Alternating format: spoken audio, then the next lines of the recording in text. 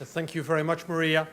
And I will echo the words of my predecessor to say that it's always great to be in Aberdeen. From my kind of incidental visits to this conference, I can confirm that the sun is always shining. So apart from the abysmal weather that is giving us one of the best wind power and wave power resources in the world, surely Aberdeen has got fantastic solar power. And then in the taxi coming up, seeing at the Bridge of Don all those beautiful houses with PV roofs, it demonstrates that renewable energy is abundant. So this is an important event for the Crown Estate because it is a crucial time for energy and it's a crucial time for Scotland. More than ever, and we have heard previous speakers allude to it, the spotlight of interest is on the big issues on energy security, energy diversity, the CO2 emissions, climate change, all these big questions. And you might ask yourself, so why does an organization like Crown Estate care? Why are we as Crown Estate so interested in energy and in renewable energy? And the answer really is quite simple. We are entrusted with the care for the seabed, both the seabed within the 12 nautical mile zone and the seabed outside. And we also manage one of the largest land portfolios in the UK. So we are, if you add it all up, we are the largest landowner in the United Kingdom. And if you think about the physics of renewables, it's very much concentrating diffuse flows of energy into something useful that flows through a pipe like hot water or comes out of a socket. So the renewables game is a game of concentrating diffuse flows, and you can't be a large landowner and not have a position on renewables. And that's why we as Crown Estate, why we care and why we have cared about renewables, as many of you know, for many years up to now. We have been looking at our vision for the next 10 years. We call it imaginatively Vision 2022. It is a vision that was developed last year. So Vision 22, and part of that vision is very much to grow even further and much stronger the amount of renewable energy that is produced on our land and our seabed. Because we believe that this continues to represent one of the most credible investment opportunities of our times. Now look at the energy picture, and Alistair Buchanan was already mentioned by an earlier speaker. We are going to see some real excitement in the market. And where there is excitement, where there is uncertainty, there are opportunities. And some of the people asking questions were already identifying those opportunities. And we encourage, as Crown Estate, very much innovation and creativity, because fundamentally it is technology and innovation that needs to solve these problems for us. So we will continue our push on offshore wind.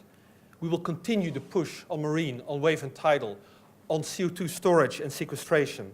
And we will be very serious about onshore renewables as well, where sincere community consultation and possibly innovative forms of funding and financing are the keys to create a true feeling of ownership by local communities and make these projects welcome rather than aliens that have landed and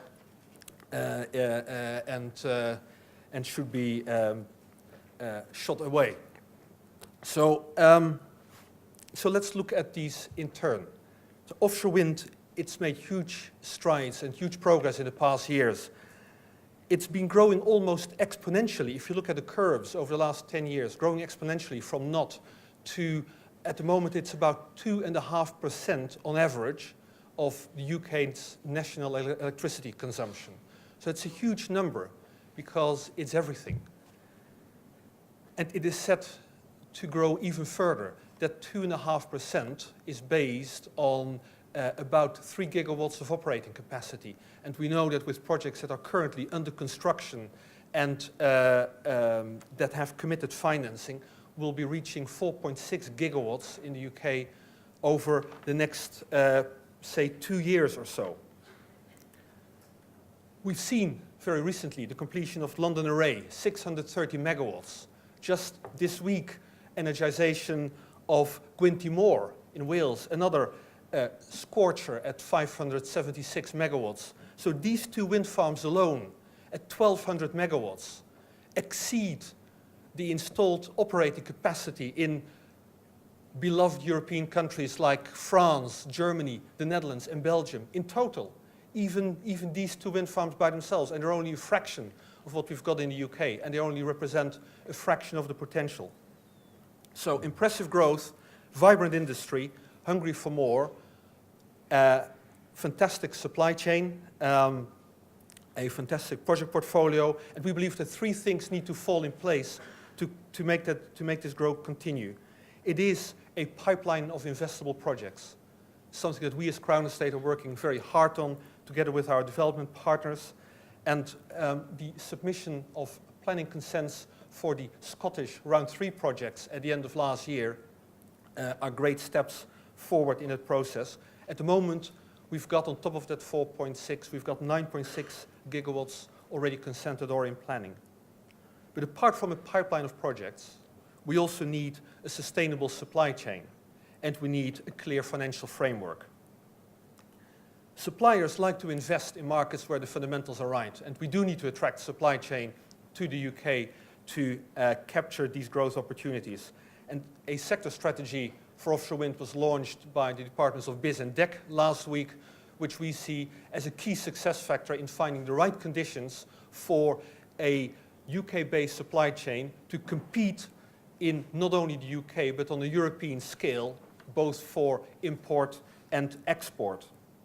And understanding the UK's competitive strength in that arena is really important. This is not about labeling projects or products made in Britain, but it is very much ensuring that the skills, that the quality, that the cost competitiveness of British industry and Scottish industry as part of that is there to deliver the requirements of developers. A particular area there maybe is O&M. Keep in mind that we've got these 4.6 gigawatts represent over 1,300 offshore operating turbines. It's the largest operating base in the world. And if you think that offshore O&M costs represent about 1/3 of the life cycle cost of a kilowatt hour of wind power, of offshore wind power, then with O&M being established very strongly in the UK, we've got the world's leading edge on operating and maintenance services right here on our doorstep. Let's make sure that we capture the opportunities that that presents, and let's make sure that we develop the inspection technologies, the asset integrity philosophies, so that we can export these skills also to the wider world. O&M is a competitive area of strength for the UK, and we need to share the lessons learned from our operations and our maintenance activities and make sure that we grow our industry in that regard. The third point, this clear financial framework. Very happy to hear the strong commitment from the Scottish Government on EMR, and also we believe that the government in the UK is on the right track, but the timely delivery of EMR is a key success factor in maintaining the momentum in our industry. So 3 elements: a project pipeline, a strong sustainable supply chain, and clear regulatory framework, ingredients for success that we believe will gain much more clarity over the next 6 months or so, and they will reconfirm the UK's enormous potential as well as its lead position in the world, and it will provide opportunities for UK businesses to compete. Now let me turn to another subject that's really important to us in the Crown Estate, and it is wave and tidal. We continue to work very hard with wave and tidal developers, and what we are doing today is we are announcing a further leasing round for wave and tidal projects, which we do to accelerate technology development. We have carried out in the recent past an industry engagement exercise to learn from industry and developers what it is that they need, and we're very happy to announce a further leasing round for testing and demonstration projects for wave and tidal in the entire UK waters today. Now, that round is going to have two specific attributes, and one is that these projects will be restricted to specific zones that we have identified, which offer the right combination of resource potential, but also infrastructure, grid infrastructure, infrastructure for ports, so that within these zones developers can apply for projects. And secondly, and I think very much in line with the interest that has been shown in wave and tidal projects from local communities, is we will be inviting third parties to manage these demonstration zones for us.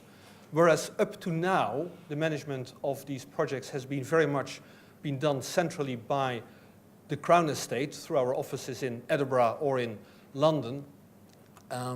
What we are doing now is really inviting third-party management organizations, which could be community-based management organizations, to step forward and manage these projects. So creating a much greater extent of involvement for local communities for this.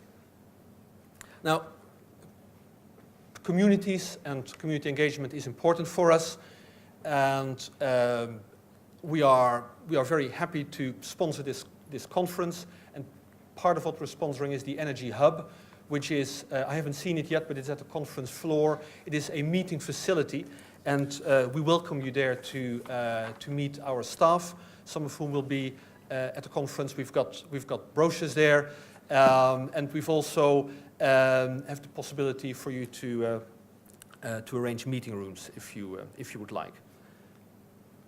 In these, we are presenting our new Energy and Infrastructure Outlook, which includes an overview of our activities, including energy scenarios for the forthcoming year, and we would very much invite your comments on those scenarios. Final point I would like to make is CO2 capture and storage, which we believe, and the word Cinderella was used, we believe that is completely the wrong way to view this. It is a necessary complement of a sustainable energy supply, and we cannot deal with the issue of decarbonization of power supply without decarbonizing fossil fuels. So CO2 is core. And again, the UK has got one of the best resources in terms of pore space, rock space, pore space in which CO2 can be stored worldwide. And we have therefore, as Crown Estate, always taken a keen interest. What we will be doing, we have produced a report from the Cost Reduction Task Force, which has confirmed that CCS with power has the possibility to be cost competitive with other sources of low carbon power generation. So very much the possibility is there. We will be establishing a new CO2 storage development group as Crown Estate, and that group will be looking at the possibilities for CO2 storage in a more focused way, looking to deliver proven storage sites that are both commercially and also technically viable. Keep in mind that we've already signed 2 lease agreements. The Peterhead agreement here in Scotland was mentioned as part of the commercialization program of DEC. So CO2 storage, very much part of the energy solution. So in summary, we have in the UK one of the best renewable resources worldwide. And as Crown Estate, as landowners, we've got a duty to optimize the value of our land and giving due regard to the principles of good management. What we consider to be good management is to unlock the renewable resources that our estate offers, and we very much invite you all to take part in the fantastic business opportunities that this sector continues to offer. Thank you very much. Thank you very much.